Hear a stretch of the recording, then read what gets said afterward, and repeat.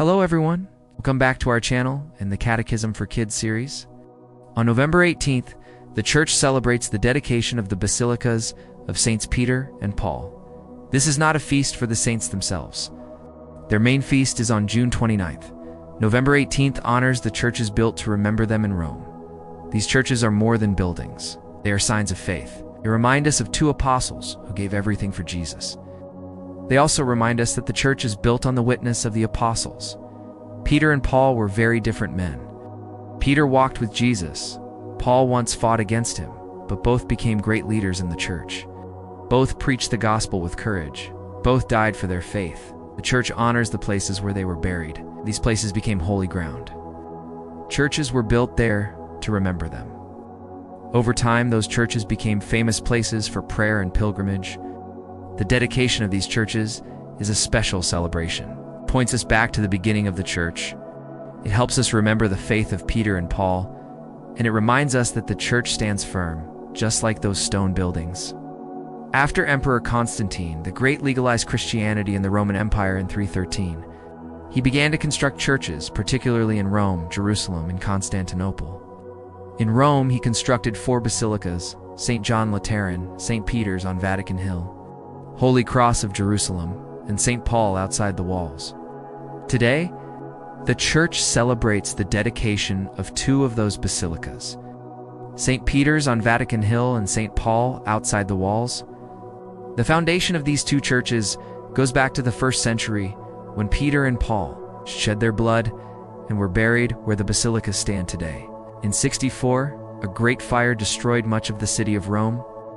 Many historians believe Emperor Nero set the fires himself so he could have an excuse to rebuild portions of the city as he desired.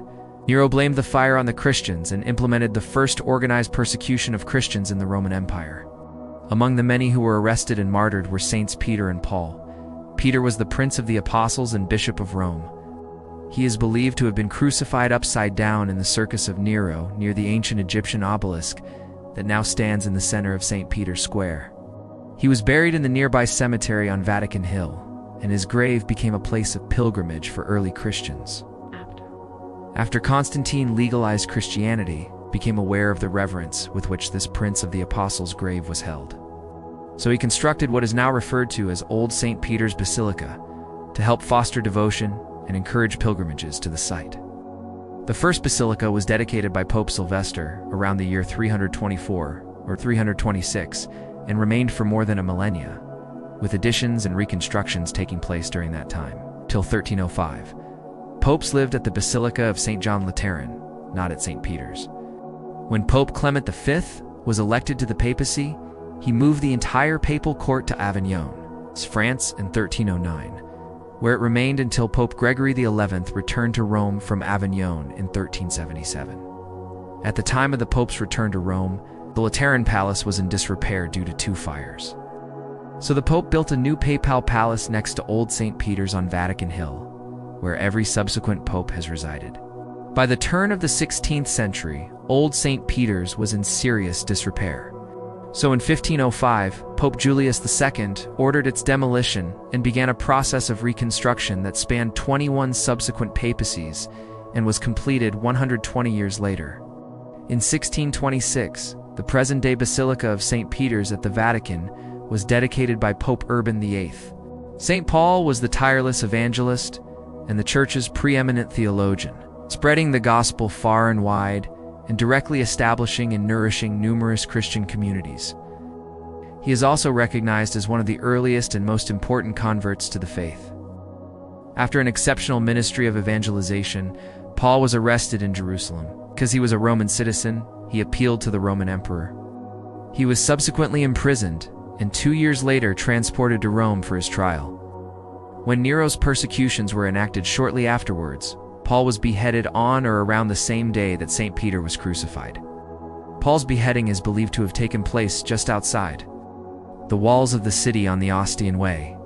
He was buried near that spot, like the old St. Peter's Basilica, Basilica of St. Paul outside.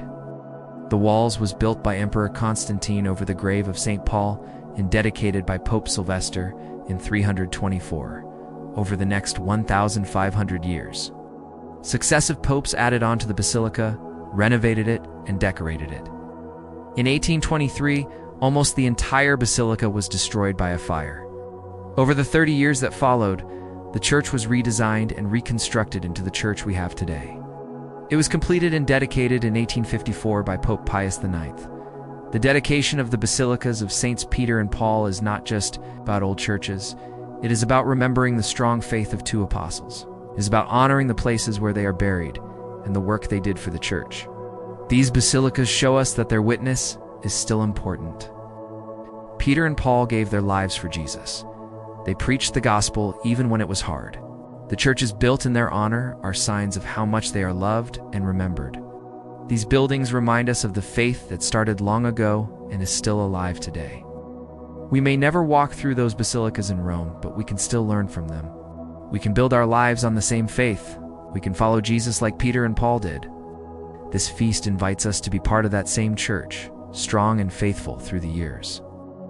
As we honor these two great saints and revere their graves, ponder the fact that we are all called to become foundations on which the church continues to be built. Our lives must become a source of unity for those who believe, and a means by which God sends forth His word to others. Renew today the dedication of your own life to the mission of Christ, so that you more fully imitate the heroic and holy lives of these two men of God. Let's end our session with a prayer. Saints Peter and Paul, God used you in unique and powerful ways that continue to have a profound impact upon the lives of God's people today. Please pray for me, that I will also become a foundation upon which God continues to build His church, and from which the message of salvation goes forth. Saints Peter and Paul, pray for me. Jesus, I trust in you. Amen. Thanks for watching, and see you next time. May the Lord bless you and keep you always.